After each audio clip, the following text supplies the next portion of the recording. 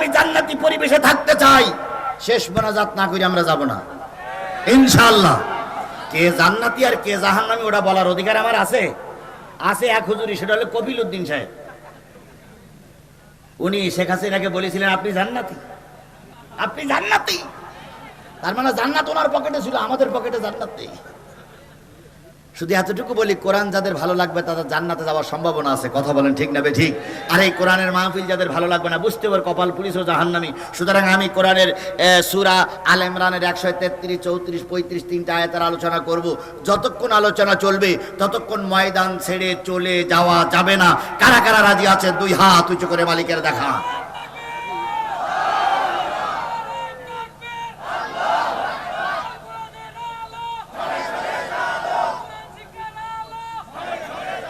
আল্লাহ এই হাতগুলোরে কোরআনের জন্য কবুল করুক, সকলে বলুন আমিন।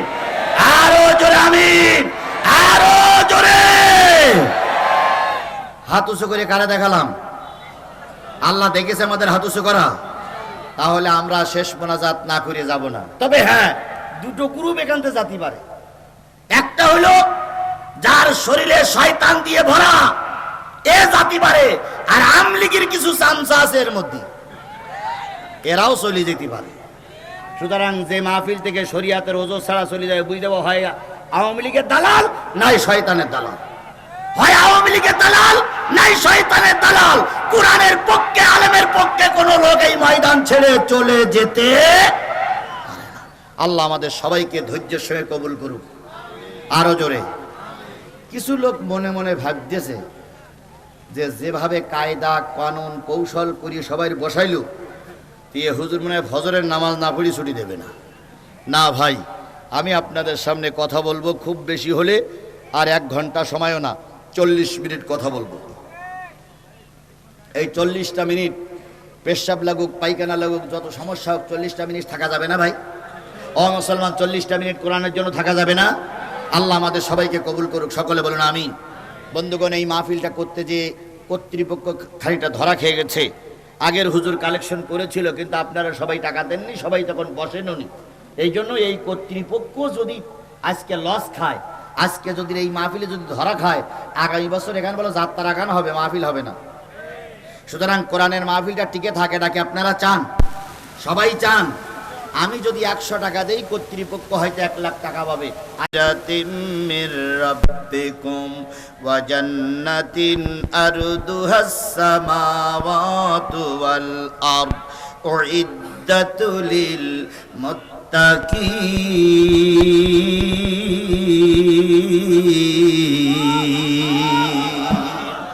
আল্লাহ বলতেছে, ওরাং দৌড়াও ইলা মাগফিরাতিম মির রাব্বিকুম, তোমার রবের ক্ষমার দিকে, আর সেই জান্নাতের দিকে, যেই জান্নাতের আসমান এবং জমিনের শূন্য জায়গা পূর্ণ করে বসে আছে, ওই জান্নাতের দিকে দৌড়াও।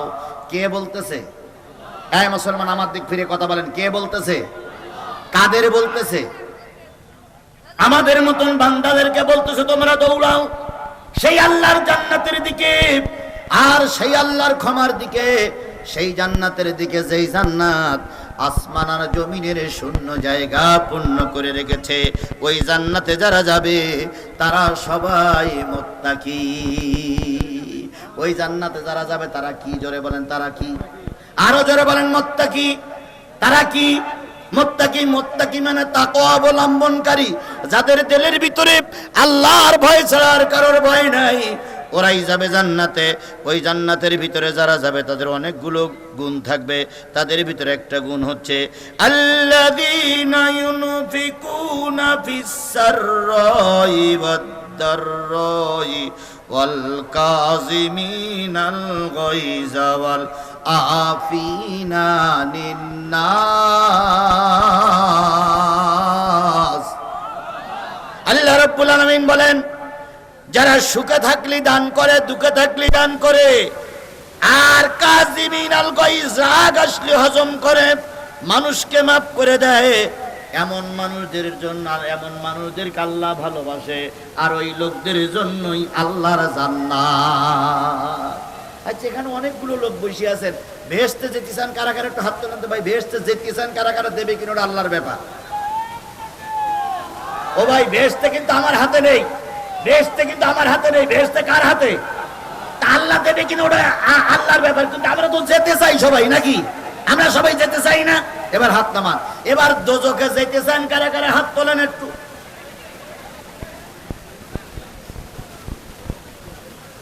দোজখে যেতে চান কারা কারা? হাত তোলেন। কেউ নাই। এবার আমি আপনাদের কাছে কয়েকটা প্রশ্ন করি, সেটা হলো এই শাহজাহানপুরীর দেমাজানি এর আশপাশে কোন সুদখোর লোক আছে? আচ্ছা, সেই সুদখোর এখানে কি আছে? সুদখোর এই মাহফিলে কি আছে? আমার কথা আপনারা বোঝেন না?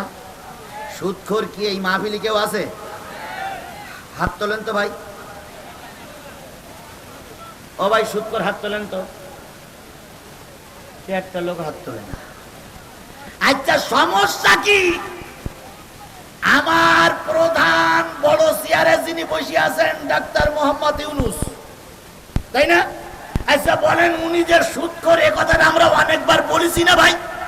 তাহলে দেশের বড় চেয়ারে ও লোক যদি সুদখোর হয়, তা আপনার হাত তুলতে সমস্যা কি?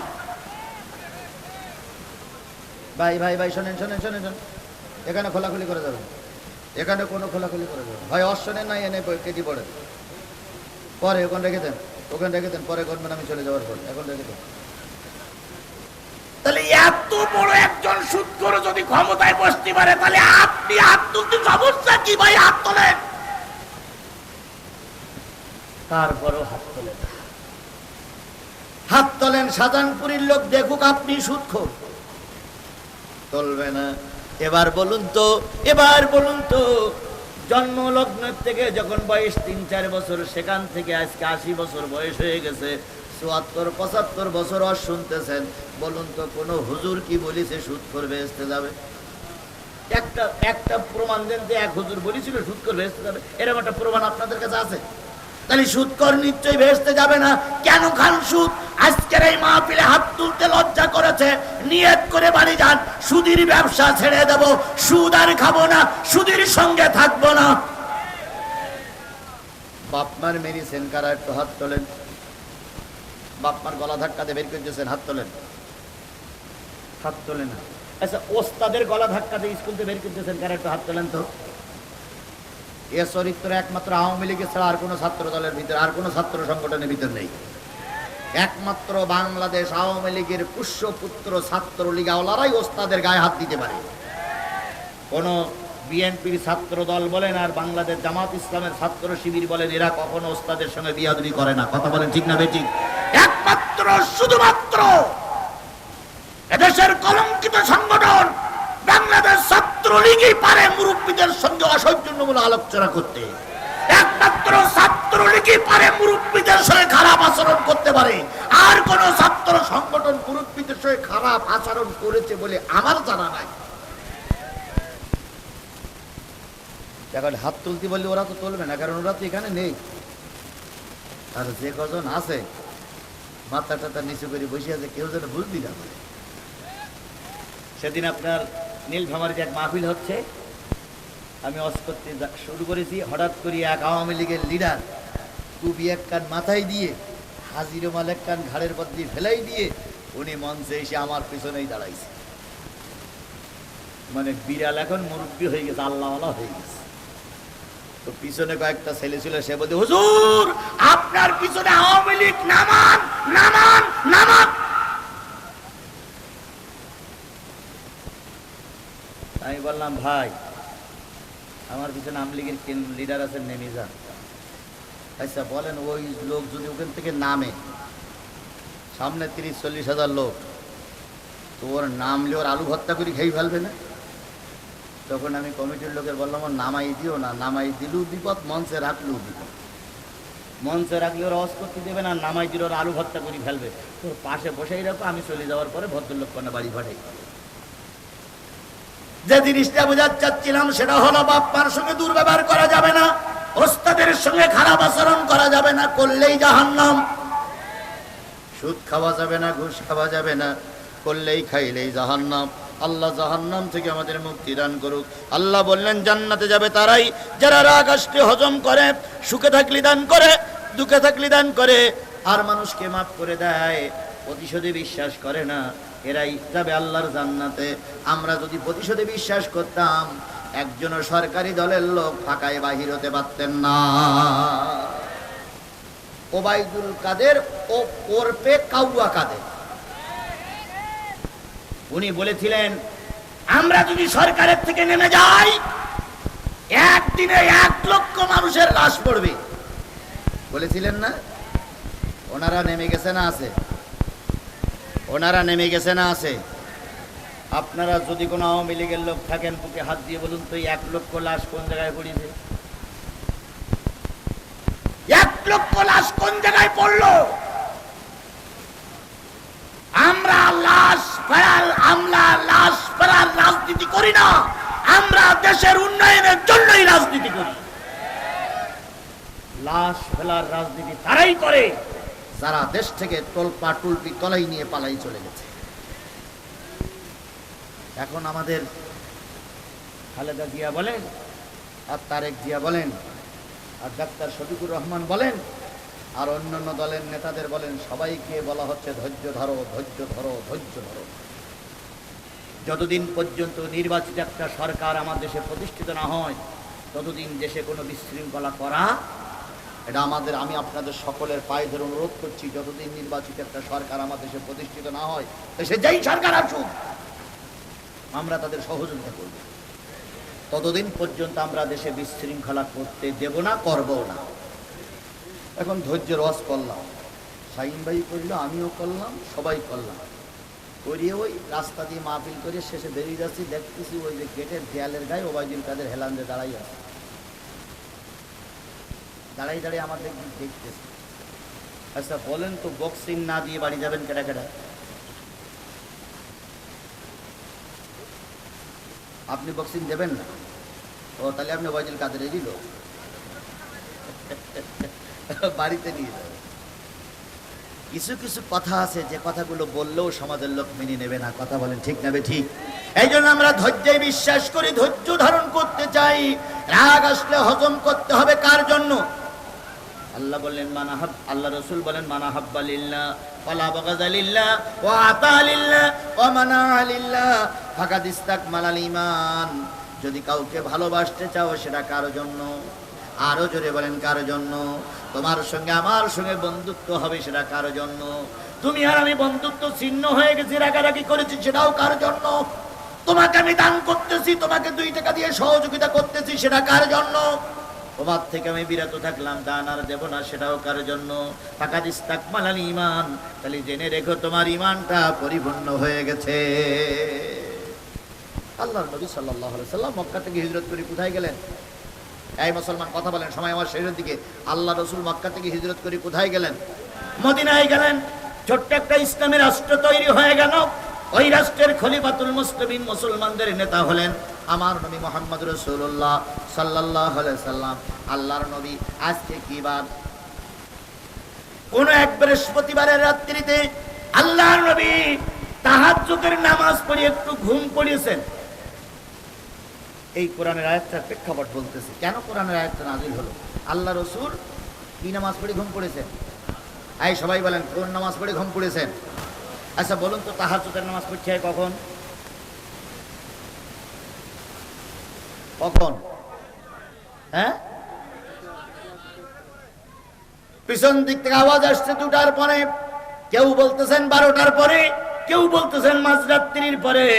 সকল সর্বসম্মতিক্রমে হাদিস হলো মাঝরাত্রির পরে। সবে সাদেকের আগে যে নামাজটা পড়া হয় সেই নামাজটা কিসের নামাজ? তাহাজ্জুদের নামাজ। এইবার যদি বলেন রাত 12টার পরে যে নামাজটা পড়া হয় সেই নামাজটা হলো তাহাজ্জুদের নামাজ। এই গত আওয়ামী লীগ, এই শেখ হাসিনা সরকার ক্ষমতায় আসার পরে পরেই 11টার সময় 12টা বাজাইছিল। ও জাতি ভুলে গেছাও সেটা? 11টার সময় 12টা বাজাইনি আমাদের? 11টার সময় 12টা বাজাইনি? ওরা 1 ঘন্টা এদিকে গুইনে আসলো, আগে এনে 11টার সময় কটা বাজাইলো? তাহলে 12টার সময়, 12টার পরে যদি তাহাজ্জুদ নামাজ পড়তে হয়, ওদের ডিজিটাল আইন যদি থাকতো তাহলে কি তাহাজ্জুদ নামাজ হতো? ওয়াল্লাহি সে কত কিছু করলো রে ভাই। ছিল যমুনা সেতু, রাতারাতি হয়ে গেল বঙ্গবন্ধু সেতু। ছিল ঢাকা স্টেডিয়াম, রাতারাতি হয়ে গেল বঙ্গবন্ধু স্টেডিয়াম। কথা বলেন ঠিক না ঠিক? ছিল মেডিকেল কলেজ, রাতারাতি কি হলো? বঙ্গবন্ধু কলেজ। এইভাবে করে বঙ্গবন্ধু বঙ্গবন্ধু বঙ্গবন্ধু বঙ্গবন্ধু বঙ্গবন্ধু বঙ্গবন্ধু করতে করতে গোটা দেশের সব জায়গায় বঙ্গবন্ধু। তারপরে ওনারা বলতেন, এটা আমার আব্বার স্বপ্ন ছিল, এটা আমার আব্বার পরিকল্পনা ছিল, এটা আমার আব্বা করতে চেয়েছিল। তাহলে সব কাজ যদি আপনার আব্বার স্বপ্ন থাকে, তাহলে নিশ্চয়ই আপনি রাতের অন্ধকারে দিনের বেলায় বিমানে চড়ে পালাই যাবেন, ওটাও আপনার আব্বার স্বপ্ন ছিল। স্বপ্ন ডেকে বাবায় বলে, মাগো তুমি দিল্লি যাবে, তোমায় আবাই ঠেকায় কে ডাকে আসে ঢাকায়, তোমায় আবাই ঠেকায় কে ডাকে আসে ঢাকায়। দেশটা তো আমার একা, অন্য কারো নয় মাগো, দেশটা তো আমার একা, অন্য কারো নয়। আমার কন্যা শেখ হাসিনা কারোর সেজে ধার ধারে না, আমার কন্যা শেখ হাসিনা কারোর সেজে ধার ধারে না। দড়ি তাহার বান্দা আছে দিল্লির খোটায়, দড়ি তাহার বান্দা আছে দিল্লির খোটায়। দেশটা তো আমার একা, অন্য কারো নয় বাবু, দেশটা তো আমার একা, অন্য কারো নয়। মাগো তুমি সাবধান থেকো, যেই না কুকাম করতে আসো। সব বলো, স্বপ্ন বলতেছ বলো ভাই। মাগো তুমি সাবধান থেকো, যেই না কুকাম করতে আসো। জনগণে খেপলে তোমার উঠাবে চিতায়, জনগণে খেপলে তোমার উঠাবে চিতায়। এই ওসিয়ত করে গেলাম যাওয়ার বেলায় মাগো, এই ওসিয়ত করে গেলাম যাওয়ার বেলা। সব ওনাদের স্বপ্ন ছিল, সব ওনারাই করেছে। আর বিএনপি জাতীয় পার্টি অন্যান্য দলেরা সব মূল্য সুঝেছে, মূল্য মূল্য। এদের কথা শুনে কুকুর হাসি উঠতো। কথা বলেন ঠিক না বেটি? আপনারা করেছেন, এটা আমরা মানে খারাপ মনে করি না, কিন্তু 1 টাকার কাজ করলে 9 টাকা যে মেরে খেয়েছেন, সে কথাটা কেন বলেন না আপনারা? দেশটাকে ফকিরের মতন ঝোলার তলা ফুটো করে দেশটারে ফকিরের ঝোলা হাতে তুলে দিয়ে আপনারা কেটে পড়েছে, কোটি কোটি টাকা মেরে খেয়েছে। যাদের সামান্য একটু ঘর বাঁধা জায়গা ছিল না, তারা 4-5 বছরের ভিতরে কোটি কোটি টাকার মালিক হয়েছে। আপনাদের দেশ চরিত্র আমরা জানি না, কত লোকের জায়গা আপনারা জোর করে দখল করেছে। আপনাদের এই শাহজাহানপুরের এক নেতা বগুড়ার ওই বাইপাসের ওখানে এক জায়গা দখল করে 3 দিনের ভিতরে 2-3 তলা বিল্ডিং বানাই ফেললো, কয়েকদিনের ভিতরে বিল্ডিং বানালো। সব জনগণের টাকা মেরে খেয়েছেন। এখন পালাই আছেন কেন দুলাভাই? আমরা আসি, তোমরাও ময়দানে এসো। কি কায়দায় বলতো খেলা হবে? বিএনপি জামাতের কর্মী এখন খেলা করার জন্য ময়দানে নেমেছে। তুমি যদি মায়ের দুধ খেয়ে থাকো আর বৈধ মায়ের সন্তান হও, আসো ময়দানে খেলি, দেখি তুমি কোন মায়ের দুধ খেয়েছো আর আমি কোন মায়ের দুধ খেয়েছি।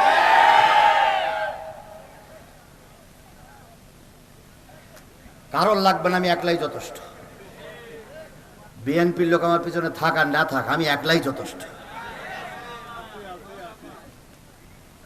বিগত দিনে আমি ময়দানে থাকিনি, জোরে বলেন ময়দানে থাকিনি। আমাকে 20 মিনিট কথা বলে ময়দান থেকে নেমে যেতে হয়েছে, তবুও তো ময়দানে ছিলাম।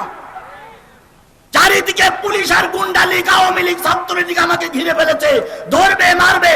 আমি কথা বলেছি, বীর পুরুষের মতন পালিয়ে গেছি, একটারও সামনে পাইনি। সেদিন যদি পাতাম, এক একটা বক্সিং দিয়ে 3টে করে দাঁত ফেলাই দিতাম।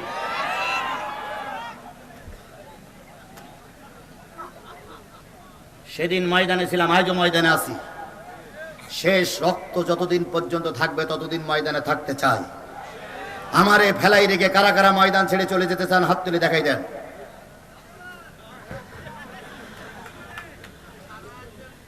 আল্লাহর নবী কিসের নামাজ পড়ে ঘুম পড়েছেন? হ্যাঁ মুসলমান কথা বলেন, কিসের নামাজ পড়ে ঘুম পড়েছেন? তাহাজ্জুদের নামাজ পড়ে নবী ঘুম পড়েছেন। কিছুক্ষণ পরে জিবরিল আসলেন স্বপ্ন দেখানোর জন্য। নবীজি স্বপ্ন দেখতেছেন, জিবরিল বলতেছে দোস্ত আগামীকাল শুক্রবার ফজরের নামাজ পড়ে একটা পথের কথা বলে দিলেন, ওই পথ দিয়ে চলতে শুরু করবা। চলতে চলতে পথ এক সময় শেষ হয়ে যাবে, ওই পথের মাথায় যে জিনিসটা পাবে সে জিনিসটা খেয়ে ফেলবে। এই আয়াতের প্রেক্ষাপট, যে জিনিসটা পাবে সে জিনিসটা কি করবে? 2 নম্বর আবার চলতে শুরু করবে, চলতে চলতে যে জিনিসটা পাবে সেই জিনিসটা মাটির ভিতরে গেড়ে ফেলবে, কবর দেবে, পুঁতে ফেলবে। 3 নম্বর আবার চলতে শুরু করবে, চলতে চলতে যে জিনিসটা পাবে সেই জিনিসটা পকেটে রেখে দেবে, আবার চলতে শুরু করবে, চলতে চলতে আবার যে জিনিসটা পাবে সেই জিনিসটার থেকে তাড়াতাড়ি মদিনায় চলে আসবে। তাহলে স্বপ্ন দেখলেন কয়টা জিনিস? শাহজাহানপুরীর মুসলমানরা সবাই মিলে বলেন কয়টা জিনিস? 1 নম্বর জিনিস কি করতে হবে? খেয়ে ফেলতে হবে, মুখস্থ করেন। 1 নম্বর জিনিস কি করতে হবে? 2 নম্বর জিনিস পুঁতে ফেলতে হবে। 3 নম্বর জিনিস পকেটে রাখতে হবে। 4 নম্বর জিনিস দেখে মদিনায় পালাতে হবে, মদিনায় চলে আসতে হবে। এমত অবস্থায় স্বপ্ন এখনো শেষ হয় নাই। বেলাল আযান দিলেন, আসসালাতু খায়রুম মিনান নাওম। নবীজির ঘুম ভেঙে গেল, ফজরের নামাজ আদায় করলেন। বলুন তো ওই দিনটা কোন দিন? কি দিন? স্বপ্ন দেখেছেন বৃহস্পতিবারের রাত্রিতে ফজরের নামাজ পড়তেছে পরের দিন, তাহলে ওই দিনটা কি দিন? জুমার দিন। আগামী কালো কোন দিন? শুক্রবারের দিন, জুমার দিন। নবীজি ফজরের নামাজ পড়লেন, সাহাবীদেরকে বললেন চুপচাপ বসে থেকো, কেউ যেন বাড়ি যেও না। জিবরিল আমিন এসে বললেন, ইয়া রাসূলুল্লাহ, রাতে যে স্বপ্ন দেখেছেন এই স্বপ্ন বাস্তবায়ন করার জন্য চলুন সাহাবীদেরকে নিয়ে আমিও আপনার সঙ্গে থাকব। নবীজি বললেন, জিবরিল স্বপ্ন দেখলাম আমি, তুমি জানলে কি করে? রাতে স্বপ্ন দেখলাম আমি, তুমি জানলে কি করে? জিবরিল আমিন বলতেছে, দোস্ত এমন কোনো কথা নাই যে কথা আল্লাহ আমার কানে লাগায় না, আর আমি আপনার কানে লাগাই না আল্লাহ যে কথা আমার কানে না লাগায়। সুতরাং স্বপ্নটার বিস্তারিত যত তথ্য আমার কাছে আছে, আপনি চলুন আমি আপনার সঙ্গে যাব। নবীজি সাহাবীদেরকে নিয়ে চলতে শুরু করলেন। দিনটা কি বার? চলতে চলতে কিছু দূর যাওয়ার পরে নবী দেখলেন পথ শেষ হয়ে গেছে, পথের মাথায় পড়েছে বিরাট একখানা পাহাড়। ও আমার জাতি, ও আমার সাথী ভাইরা, প্রথম জিনিস পাইলে কি করতে হবে? খেয়ে ফেলতে হবে। এখন পড়েছে কি? এখন পাহাড় কি খাওয়া যায়? পাহাড় কি খাওয়া যায়? এই মুসলমান কথা বলেন, পাহাড় কি খাওয়া যায়? নবীজি প্রস্তুত করতে আল্লাহ বললেন প্রথম নম্বর জিনিস খেয়ে বলবে, পড়েছে পাহাড়, কি করে খাবো? জিবরিল বললেন, দোস্ত কি খবর? ভাই আল্লাহ স্বপ্নই বলে দিল প্রথম নম্বর জিনিস খেয়ে ফেলবে, এখন পড়েছে পাহাড়। জিবরিল আমিন বললেন, দোস্ত আপনি আপনার কাজ করুন, আল্লাহ আল্লাহর কাজ করবে। নবীজি চোখটা বন্ধ করলেন, 2 হাত পাহাড়ের গায়ে লাগাই দিলেন। কিছুক্ষণের ভিতরে দেখা গেল পাহাড় মাটির সঙ্গে মিশে গেছে, পাহাড় আর পাহাড়ের জায়গা নাই। হাতের ভিতরে একটা পানির পট হয়ে গেছে, ওই পটের ভিতরে 1 পট পানি। পানিটা নিয়ে যখন নবীজি চোখ খুললেন, জিবরিল আমিন বললেন, পানিটুকু খেয়ে ফেলেন। এটাই আপনার প্রথম স্বপ্নের ব্যাখ্যা। নবীজি পানিটুকু খেয়ে ফেললেন, পথ পরিষ্কার হয়ে গেল। কিছু দূর যাওয়ার পরে দেখা গেল 2 দিকে রাস্তা, মাঝখানে ছোট্ট একটা বাড়ি বা ঘর। 2 নম্বর জিনিস কি করতে হবে? পুঁতে ফেলতে হবে। সাহাবীদেরকে বললেন গর্ত খোঁড়ো, সাহাবীরা গর্ত খুঁড়লেন, বাড়িটা পুঁতে ফেলা হলো। কিছুক্ষণ পরে সাহাবীরা পিছন দিক আবার চলে গেল। চলে যাওয়ার পরে আরো খানিক দূর চলে যাওয়ার পরে দেখা গেল বড় একটা গাছ, গাছের নিচে আল্লাহ নবী একটু বিশ্রামের জন্য বসলেন। হঠাৎ করে ছোট্ট একটা পাখি নবীকে সালাম করে বলতেছে, ইয়া রাসূলুল্লাহ আসসালামু আলাইকুম। ওয়া আলাইকুম আসসালাম, কি খবর? ভাই উপরে একটা মগডাল একটা বড় বাজ পাখি আছে, সে আমারে তাড়ায়, আমাকে একটু আশ্রয় দেন। আল্লাহ বললেন 3 নম্বর জিনিসটা কোথায়? ছোট্ট পাখিটা পকেটে আশ্রয় দিলেন। নবীজি আবার চলতে শুরু করেছেন। ওই দিন কি বার? যেই দেখে বিরাট এক পাহাড়, পাহাড়ের পাদদেশে একটা মরা উট পড়ে আছে, কেবাকারা চামড়া খুলে নিয়ে গেছে, কুকুরি শিয়ালে বিভিন্ন জীব জানোয়ারে গোশতগুলো টানাটানি করতেছে। নবীজি দাঁড়াই বলেন, আল্লাহ এখান থেকে 2 ঘন্টা আগের কত দাম ছিল, এখন কোনো দাম নাই। জিবরিল বললেন, 4র্থ নম্বর জিনিস দেখে কি করতে বলেছে আল্লাহ? কয় তাড়াতাড়ি মদিনার মসজিদে চলে যেতে হবে। এবার নবীজি মদিনার মসজিদে চলে আসলেন, জুমার সালাত আদায় করলেন। জুমার সালাত আদায় করার পরে জিবরিলকে বললেন, জিবরিল এই 4টে স্বপ্ন দিয়ে আল্লাহ আমারে কি বুঝাইছে একটু বলা যাবে কি? জিবরিল আমিন ব্যাখ্যা করতে শুরু করলেন আর বললেন, নবী গো, এই 4টে জিনিস দিয়ে আপনার সাহাবীর আর কিয়ামত পর্যন্ত যত লোক আসবে সকলের জন্য আল্লাহ 4টে শিক্ষা দিয়েছে। ও আমার শাহজাহানপুরীর মুসলমানেরা, এই 4টে শিক্ষার কথা বলতে আমার আর হয়তো 20টা মিনিট সময় লাগবে। 4টে কথা আমি বলবো, আমাকে কি সময়টুকু দেবেন? সময়টুকু দেবেন? এবার আসুন তাহলে এক এক করে শুরু করি। আল্লাহ নবী ফজরের নামাজ পড়ে যাচ্ছেন, প্রথম পড়িছে কি? পাহাড় কি করে খেয়ে ফেলেছে? জিবরিল আমিন বললেন, দোস্ত পাহাড় পরিমাণ রাগ যদি কারোর শরীরে আসে, আর ওই রাগটা যদি কেউ আল্লাহর জন্য, নবীর জন্য, ইসলামের জন্য, দিন কায়েমের জন্য পানি করে খেয়ে ফেলতে পারে, আল্লাহ পাক তার জান্নাতে যাওয়া সহজ করে দেবে। পাহাড় পরিমাণ রাগ যদি শরীরে আসে, কিসের জন্য হজম করতে হবে? আল্লাহর জন্য, রসুলের জন্য, দিনের জন্য। কথা বলেন ঠিক না বেঠিক? আরো জোরে বলেন ঠিক না বেঠিক? এবার আসুন, পাহাড় পরিমাণ রাগ যদি শরীরে আসে, হজম করা